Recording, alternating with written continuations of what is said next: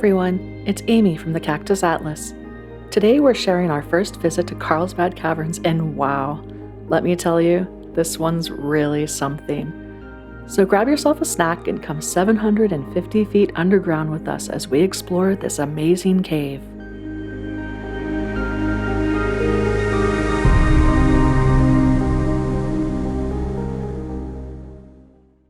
All right, standing right at the front of the entrance. According to the sign over there, we're going to be descending down about 750 feet, about the height of the Empire State Building, according to the informational sign there. That's crazy. Imagine if you were the first person to find this. Would you be brave enough to descend and explore by candlelight? I am right at the entrance to the cave. I mean, I think I'm technically in the cave, but things are about to get real, is what I mean. We're entering the darkness, so just wanted to let you guys know, you can actually bring a headlamp or a flashlight with you. Although they say you don't need it, you're certainly welcome to, and flash photography is even allowed in there, so that surprised me, but that's awesome. This is really crazy. You know, just descending into this pit. And the scale, you really just don't have a sense for it, I don't think, unless you're here. And ooh, it's starting to get chilly. I think I'm gonna need my hoodie, actually. You know, being able to do a self-guided tour here is amazing. I've never done a self-guided tour in a cave before. They're always guided tours. So the ability to take my time, take pictures, whatever I want. I could stay in here all day long, apparently. So far, there's barely anybody here.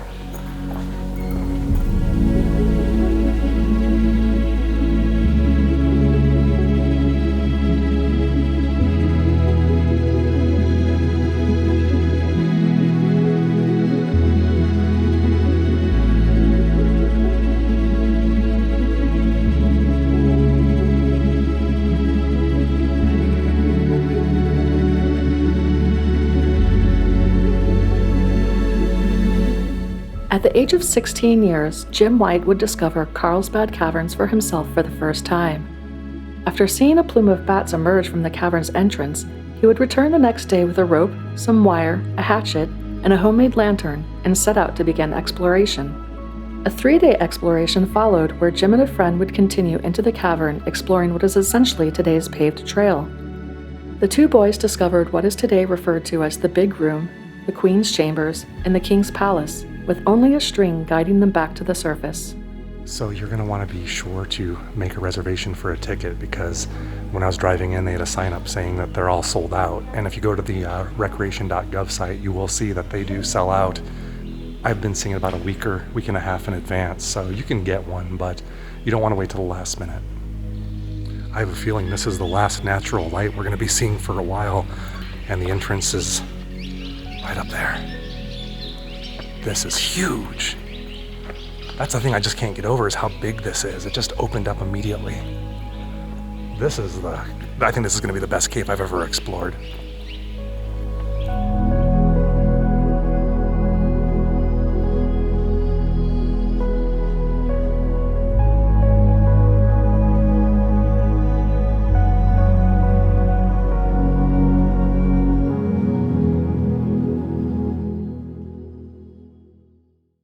All right, this next room is really well lit, and I see a lot of really interesting features here to look at.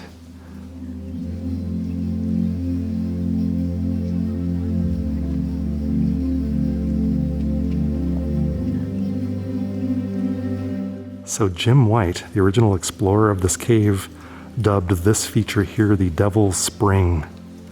And the sign mentions that it's very misleading because it's not really a spring. It's just water that's dripping from, the top of the limestone here.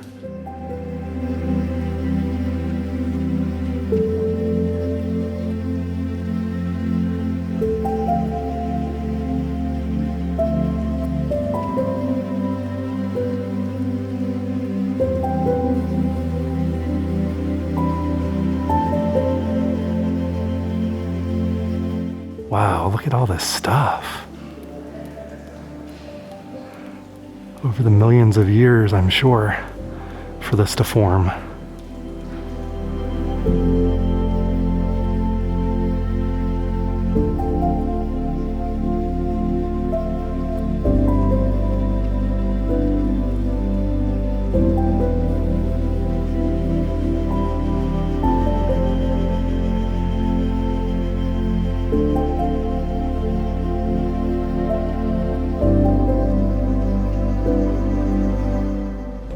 God, this is so steep.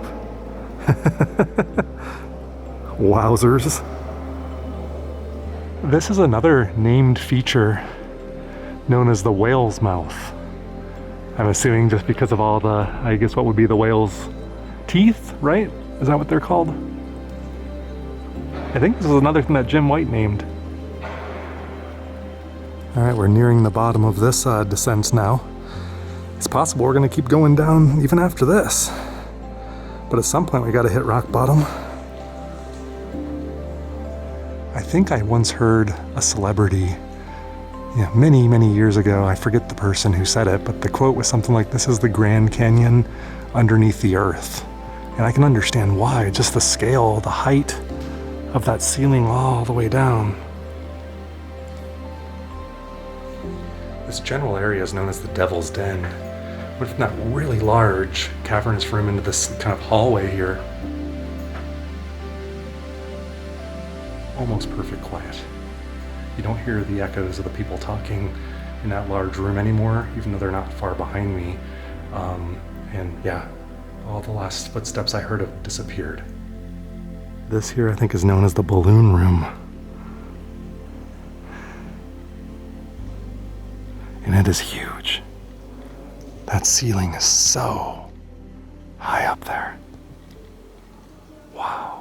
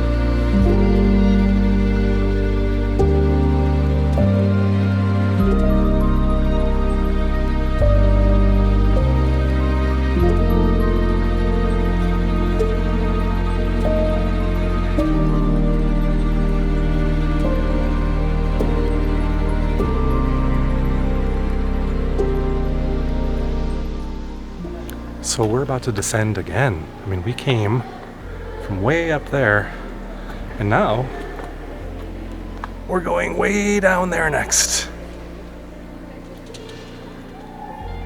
Jim White, how did you do this? Wow, you can see the destination where we're heading way down there. You know, I'm wondering, I mean, there's a feature, probably the best known feature here is known as the Big Room. And if this isn't a big room that I'm in now, what the heck is the big room gonna be like?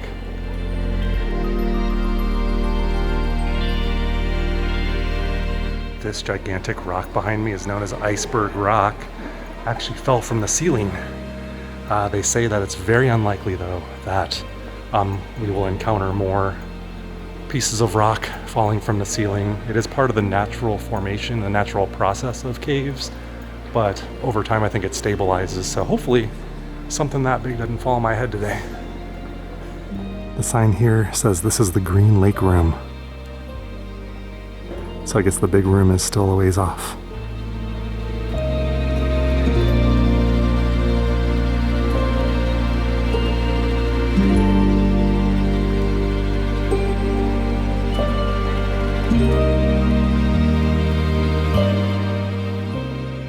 This is cool, kind of a piece of history.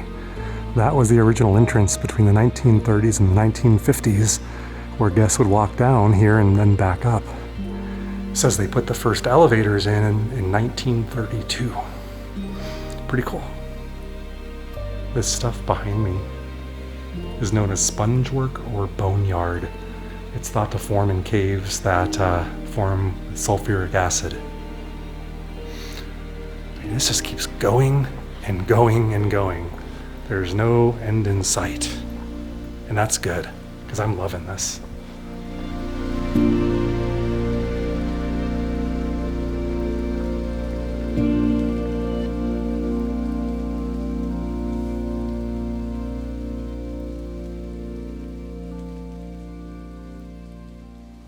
Wow, so this is the big room. The start of the big room anyway. And yeah, it's big. That is just insane.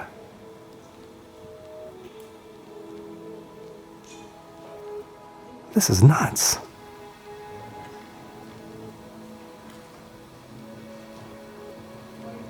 I'm really running out of things to say now.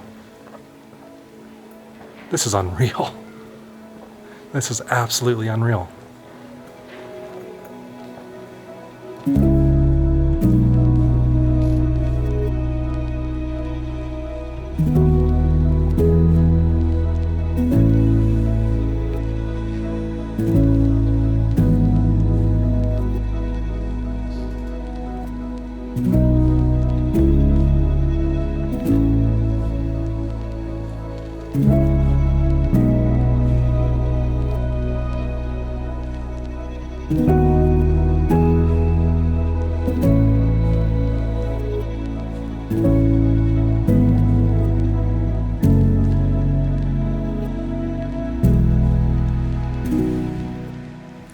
This is the big room, and if you don't want to take the hike down to the natural entrance like we did, you can take an elevator here. It's more direct, but I so recommend doing the descent down the natural entrance if you can. It's mostly downhill, and you're just going to get a sense for how large this place is if you do that. It's so amazing.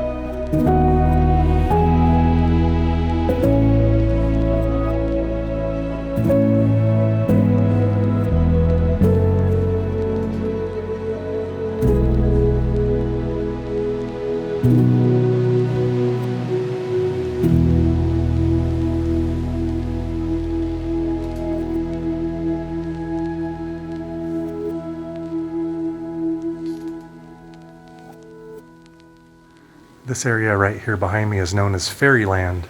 It's popcorn-covered stalagmites. Look at the stalactites on the ceiling. Almost looks like icicles. They're beautiful.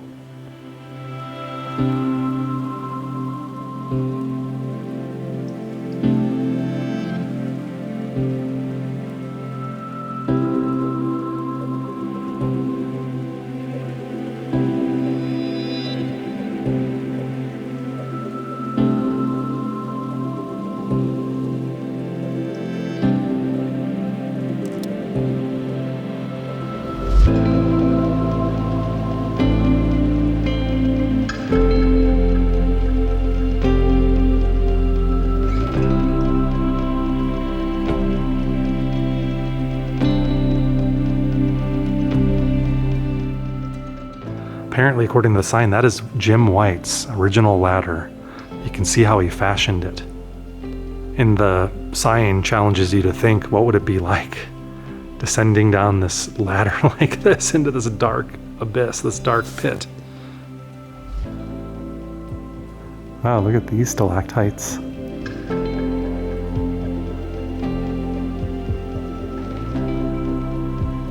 Apparently there's ladders that go down there, and if you're adventurous, they do offer ranger guided tours to something known as the lower level. So we're not going to get to see that today, but just know that this cave, we're just seeing a portion of it here today. Probably the best part, but there's more. I'm actually in a really dark portion of the cave here. I think we're actually turning the corner now and heading back the other way on this loop through the big room. I think they say for normal people it might take an hour, maybe 2 to walk through here. It depends on how fast you go. I'm going really slow, getting a lot of footage, just soaking it all up. They do start kicking people out at 4:30. I don't even know what time it is, to be honest with you. I didn't charge my watch and left it at the hotel room, and I have my phone in my bag and I don't feel like digging it up. So I'm just waiting for a ranger to come find me and kick me out. So I hope I can finish this. I think I will.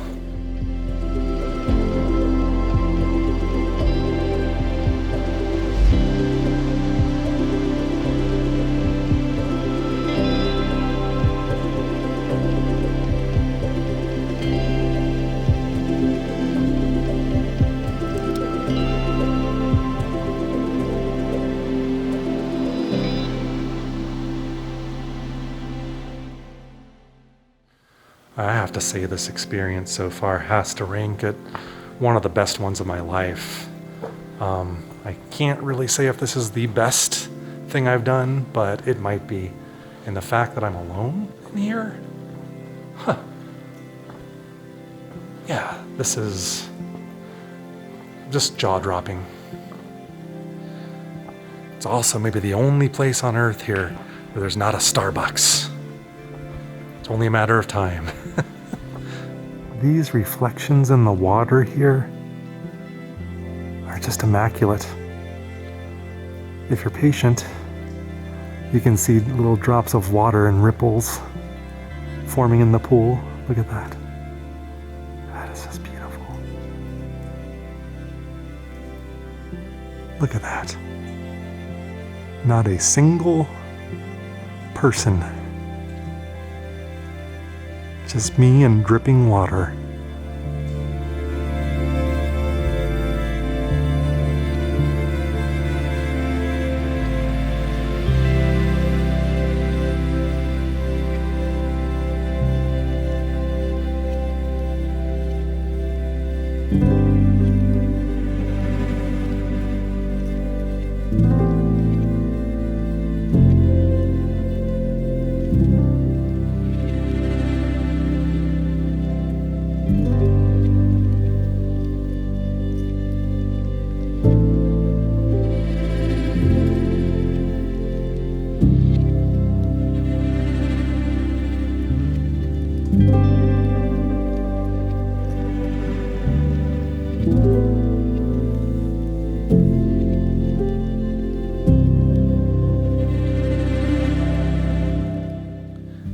Finally hear people again, which is fine. I got the cave to myself for a very long time. Somebody was singing. Okay. I came across a ranger back there and he told me the time. It's about 20 after 4 and they usher people out about 4:45. And that singing that I mentioned that I heard, that was known as what's the sweeper. So they're actually going through the cave, and if they catch up to me, they're gonna usher me out. That is so hard. Not taking pictures at every turn. Look at these gigantic stalagmites here. Holy moly.